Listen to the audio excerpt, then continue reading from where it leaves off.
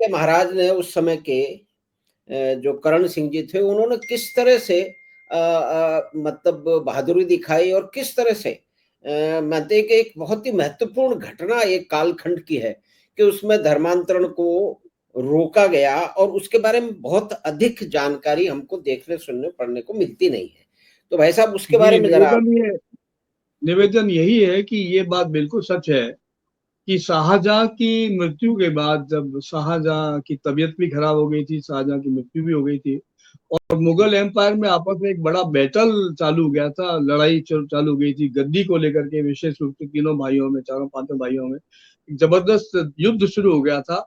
और उस युद्ध में मुगल एम्पायर ने एक नई तरह की ताकत औरंगजेब के पास आ गई थी और उसने सभी लोगों को एक के बाद एक परास्त करके और एक अपने आप को एक एम्पायर बनाने के लिए पूरी तरह से औरंगजेब ने अपने आप को स्थापित कर दिया। उस समय जो बैटल फील्ड था भारतवर्ष का पूरा पूरा, मुगल एम्पायर एक ऐसे कगार से चल रहा था जिस जो लगभग बिखराव की स्थिति में था, किंतु औरंगजेब चूंकि एक बहुत कुशल और एक बड़ा भयंकर लड़ाकू था और क्रूर शासक भी था, तो उसने किसी तरह से मुगल एम्पायर को स्ट्रांग बनाया और हिंदुस्तान के दक्षिण को छोड़ करके बहुत सारे राजाओं को उन्होंने अपने साथ लेकर के और ईरान की तरफ को कूच करना भी चालू कर दिया।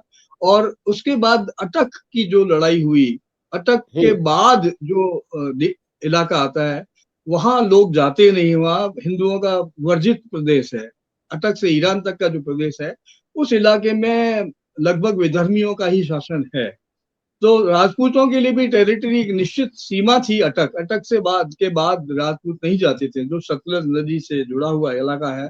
और उसके बाद जो बैटल फील्ड या जो मुगल एम्पायर की जो पावर थी, ईरान तक मुसलमानों की ताकत का क्षेत्र था, जहां बलूच और दूसरे तरह के लोग भी, ज्यादा विद्रोही ताकतें वहां काम कर रही थी। उन ताकतों को सप्रेस करने के लिए भी करण सिंह का उन्होंने उपयोग किया और औरंगजेब ने करण सिंह को कुछ राजपूतों के साथ में भेजा। और वहां उस बैटल फील्ड में करण सिंह ने अपने शौहर से, अपने शौर्य से, अपने जौहर से, अपनी स्ट्रेटेजी से, अपनी वारफेयर से वहां उनको सबको भगा दिया और वहां सफलता हासिल की। उसके उसके बाद ये कोशिश हुई कि राजपूत राजाओं को लेकर के औरंगजेब अटक के बाहर ईरान की ओर चले जाए और इसके लिए कुछ राजपूतों को उन्होंने इकट्ठा किया और वो प्रयास किया। किंतु दुर्भाग्य से किसी मुसलमान फकीर के माध्यम से करण सिंह को ये बात मालूम पड़ गई कि इन राजाओं को धर्मांतरण के लिए ईरान ले जाया जा रहा है। उस समय सचेत होकर के राजपूतों राजाओं से सबसे सलाह मशवरा करके उन्होंने कोशिश की कि किसी तरह से हम लोग अटक के पार नहीं जाए, अन्यथा हमारा धर्मांतरण हो सकता है, हमें दबाव डाला जाएगा। तो इसके लिए सभी ने मिलजुल करके, उस समय की जो रियासत थी उसमें जयसिंह भी शामिल थे, सवाई राजा जयसिंह भी उनके साथ में शामिल थे, सबने मिलजुल करके तय किया कि इसकी नई स्ट्रेटेजी बनाई जाए। किंतु दुर्भाग्य से या परिस्थितियां कुछ ऐसी बनी कि जयसिंह, सवाई जयसिंह की मदर का निधन हो गया और जयसिंह को बीच में छोड़ करके वापस जयपुर जाना पड़ा। इसके अलावा अनूप सिंह जी के भी पुत्र सॉरी करण सिंह जी को भी पुत्र प्राप्ति हुई और करण सिंह जी ने भी, जब सारी चीजें बदल रही थी और ये मालूम पड़ रहा था कि मुगल स्टेट, पूरा मुगलिया जो सत्ता है, जो सियासत है, वो हिंदुओं को मुसलमान बनाने की तरफ जा रही है, तो सबने मिलकर तय किया कि हम अटक से पार नहीं जाएंगे और अटक में ही हम सब लोग मिलकर के किसी तरह से अपने को वहां ईरान जाने से रोकेंगे। तो जी। वहां जो नदी थी, उस नदी में सतलज के किनारे जब सब राजपूत इकट्ठे हो गए और जयसिंह जा चुके थे, उस समय ये तय हुआ कि मुगल जो नावें हैं उनको औरंगजेब एक बार ले जाए और दूसरी बार जब औरंगजेब वो नावें लौटाएंगे तो उस नावों में बैठ के सब हिंदू राजा वहां आकर के औरंगजेब को ज्वाइन करेंगे और वहां से वो लोग ईरान चले जाएंगे। यानी कुल मिलाकर के वो जो षड्यंत्र था औरंगजेब का, उसको बहुत दूरदर्शिता से, एक बहुत सिस्टमेटिक तरीके से राजपूतों ने उसको जवाब देने की तैयारी की।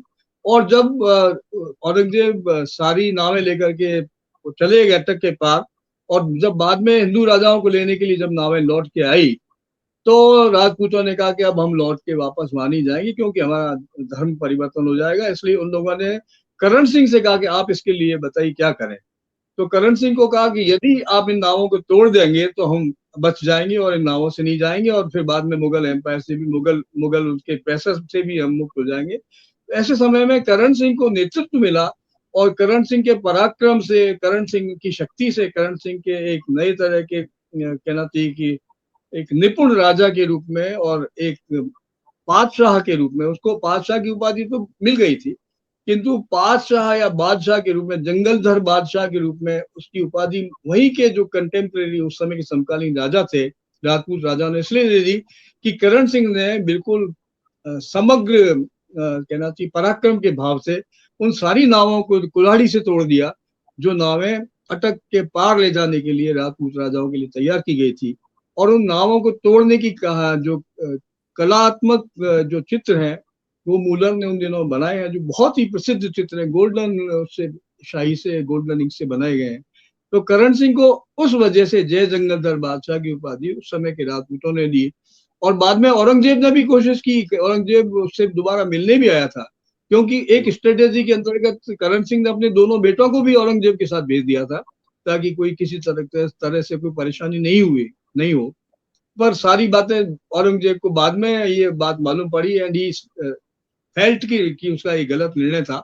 और बाद में सहज भाव से औरंगजेब ने देखा कि अब वो पावरफुल नहीं है, और जब जय जंगलधर बादशाह की उपाधि जब उनको करण सिंह को मिल गई तो उन्होंने कहा हाँ, मैं एक्सेप्ट करता हूँ कि ये आपके बादशाह है।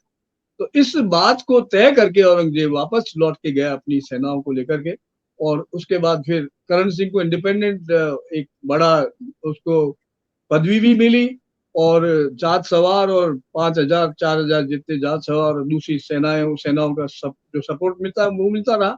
हालांकि औरंगजेब कई तरह की स्ट्रेटेजी भी खेलता रहा। पहले उन्होंने सूर सिंह जी को भी किया, सेपरेट किया, फिर राजाओं को भी सेपरेट किया, उनके बेटों को भी सेपरेट किया, किंतु करण सिंह एक उस स्वर्ण युग के एक ऐसे पराक्रमी राजा के रूप में स्थापित हुए, जो मैं समझता हूँ कि महाराणा प्रताप के बाद यदि कोई दूसरा बड़ा राजा, कीर्तिमान राजा जिसने मुसलमानों के खिलाफ एक बड़े स्ट्रेटेजिकल वारफेयर को चुनौती दी और उसमें सफल हुए, वो राजा करण सिंह जी। भाई जी बहुत ही आपने विस्तार से और बहुत ही संक्षिप्त में एक पूरा रेखा चित्र आपने सामने रख दिया कि हुआ क्या और किस तरह से उन्होंने एक चाल खेल करके मुगलों को पहले नदी को पार करने दिया, और जब जी। राजपूत राजाओं को और उनके सैनिकों को लेने के लिए वो नावें वापस आई, तो हम्म। करण सिंह जी ने उन नावों को तोड़ दिया, क्योंकि बाकी सब लोगों ने सलाह की कि अब क्या किया जाए।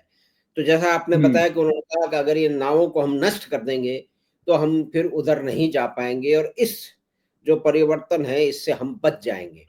और उसके बाद जी जैसे बिल्कुल। सुनते हैं कि फिर औरंगजेब जो है वो फिर वो दक्षिण की तरफ चला गया और दौलताबाद, और अंत में जाकर के वहां पे उसका निधन हुआ।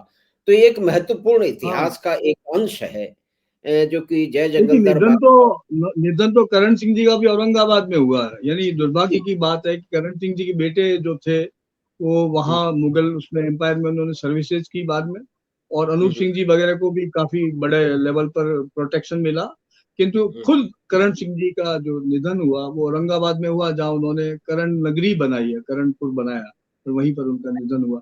तो ये सारी बातें लगभग मुगल एम्पायर के षड्यंत्रों से और इस प्रकार की स्ट्रेटेजी जुड़ी हुई है, किंतु राजपूत राजाओं ने, राठौर राजाओं ने कभी कंप्रोमाइज हाई लेवल पर नहीं किया। उन्होंने हमेशा अपने पराक्रम का ही खेल दिखाया और सबको साबित किया कि वी आर सुप्रीम।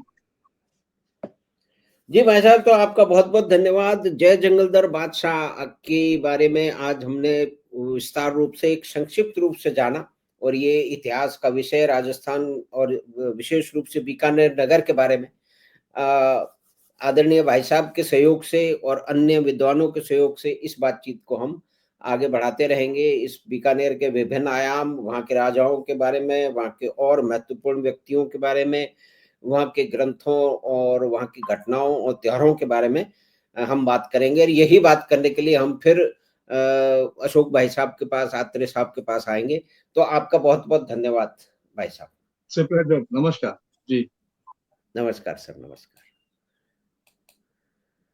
तो जैसा कि भाई साहब बता रहे थे कि महाराणा प्रताप के बाद जो वीर पराक्रमी करण सिंह हुए बीकानेर के, जिन्हें जय जंगलदर बादशाह की उपाधि बाकी राजाओं ने मिल के दी, क्योंकि उन्होंने औरंगजेब के एक विशाल षड्यंत्र को विफल कर दिया, जिसमें राजस्थान उस समय के इस क्षेत्र के राजपूताना के राजाओं को धर्म परिवर्तन करने का एक उनका षड्यंत्र था। और ये एक बहुत ही विशिष्ट घटना है लेकिन कुछ परिस्थितियां ऐसी हैं कि इसके बारे में अधिक हम जानते नहीं है। तो हमें आशा है कि ये बातचीत आपको पसंद आई होगी। तो आप चैनल बात 25 को सब्सक्राइब करें, लिंक अपने मित्रों और परिवार के साथ साझा करें। हम आपसे फिर मिलेंगे बात 25 की अगली बात में। धन्यवाद, नमस्कार।